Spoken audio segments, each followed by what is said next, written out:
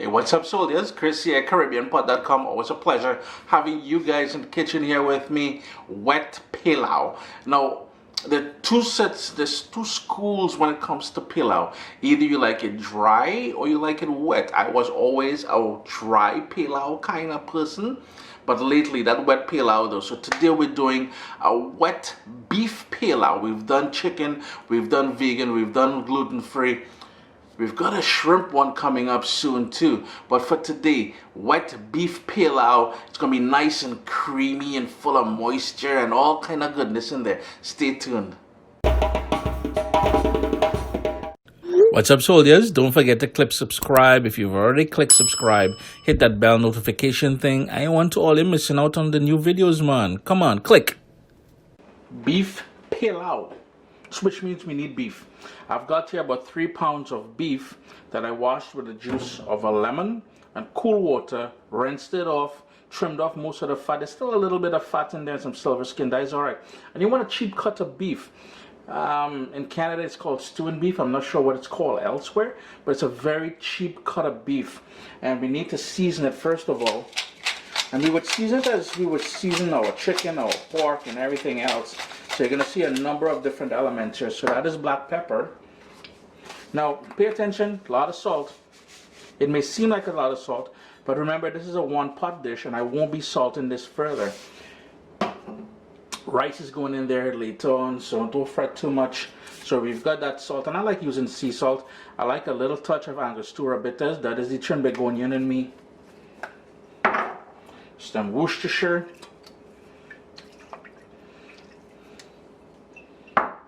Something some of you may jump at. Some tomato ketchup. Whoa, whoa, whoa, easy there, partner. You just squirting like crazy, yeah? You excited? Oi. And then you need some grated ginger. Chris, how you rude, so? How you bad, so? Get that ginger up in there, man. Then we need some diced onion, a diced tomato, and that is just a medium onion, a medium tomato. We are trying to break the bank and send all this shopping for no big set of onion and tomatoes and all kind of things like that. And of course, you can be from the Caribbean and not have a nice green seasoning. So a nice big, let me go in with 2 tablespoons. After that, it's Christmas. We can afford to splurge a little bit. Caribbean green seasoning, if you're new to it, I make mine with olive oil, but it's a combination of herbs along with ginger, along with peppers, along with garlic, and we blend it together and keep it in the fridge for when we're seasoning and marinating meats and vegetables and stuff like that. We're gonna go ahead and give this a good mix now. You know, typically I would tell you all to try and marinate this overnight, but the thing is, I'm hungry. People coming home hungry, and one thing you're living in this De La Rosa household, you're getting food. You're guaranteed that when you reach home. So I'm going to jump on the stove in about half an hour. Half an hour is all the marination I'm doing here, but you really want to give it a good mix first of all though. But like I said, if you have the time, do it overnight. You're going to get much better results. Yeah, got my nice heavy pot there. 1 tablespoon of oil. And we're going to crank up the heat now. The heat was on low all the while there. I'm going to go in with about 1.5 tablespoons of golden brown sugar. And this is the key step here, to be honest with you, because you want this to go, it's going to go frothy and it's going to go amber. Do not allow it to go black. If it goes black, the dish will turn out very bitter. And the other thing is, you know, if you're new to brown stew or sugar stewing as we do in the Caribbean, no, the dish will not be sweet. And here you can see the sugar starting to melt, and pretty soon it's going to start going frothy. You just want to keep moving it around a bit, because most pots, most stoves, most ovens will have a sort of a hot spot. So you find like right here, that's where more of the flame under the pot is, it's going to start frothing and happening first. So you want to keep moving stuff around, because here's going to start burning and here's just going to be not ready yet. The other thing is, if you're new to this method, I would suggest using a spoon with a long handle, because once you add the beef or the chicken or the pork or whatever it is you're stewing, it can jump back at you. So just be aware of that. And we're almost there with the color. Just gonna move it around just a little bit more. And you can start adding the seasoned beef, marinade and everything, that is fine, to the pot now.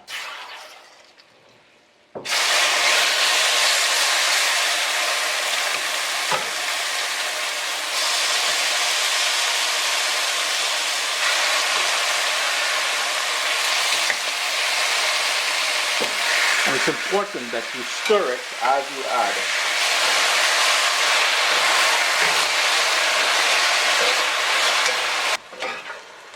All the beef is in the pot now, so I'm just giving it a quick stir just to pick up all that sugarness on the bottom of the pot there, sort of deglaze it with the beef at the same time. Heat still on high. I am going to put the lid on there now and bring that up to a boil. It is going to sprout its own water. I am also going to add 2 cups of water to the same bowl here, just to rinse it and pick up all the marinade that's left back there. It's going to go in here pretty soon, but for now we're just trying to bring this up to a boil. It took less than a minute, to be honest with you, on that high heat for it to come up to a boil. So I'm going to give it one more quick stir, just to make sure the pieces of meat are tossed in that lovely color, and the kitchen is smelling wicked at this point. Next up, I have here 2 green pimento peppers or seasoning peppers, and I'm going to go in with 3 of these, what I call bird pepper or bird's eye pepper or Thai chili, all chopped up. That's going into the pot there. I'm going to turn my heat down to low, and I'm going to put the lid on it and allow it to cook. It's been about 45 minutes on that low heat. You can see it's darkened up.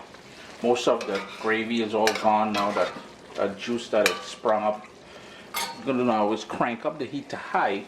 You want to burn off all that liquid on the bottom there to do 2 things: to intensify the color, so later on when we add the rice and the coconut milk, it's not too pale, and 2, to really infuse the pieces of beef with that stew goodness on the bottom there.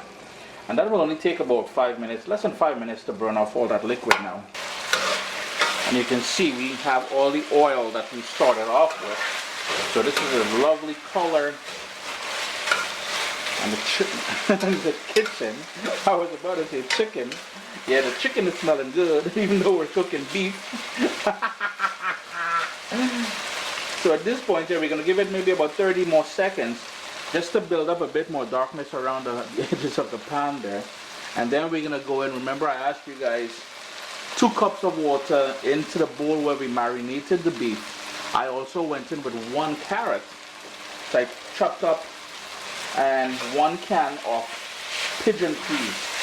And that would be about a cup and a quarter of pigeon peas.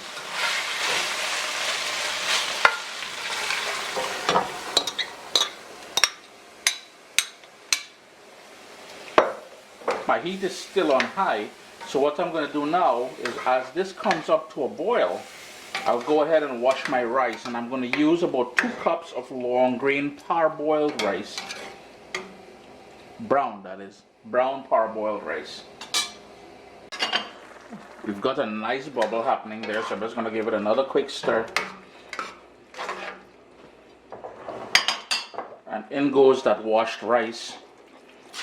Ooh! That thing just flopped in there, boy.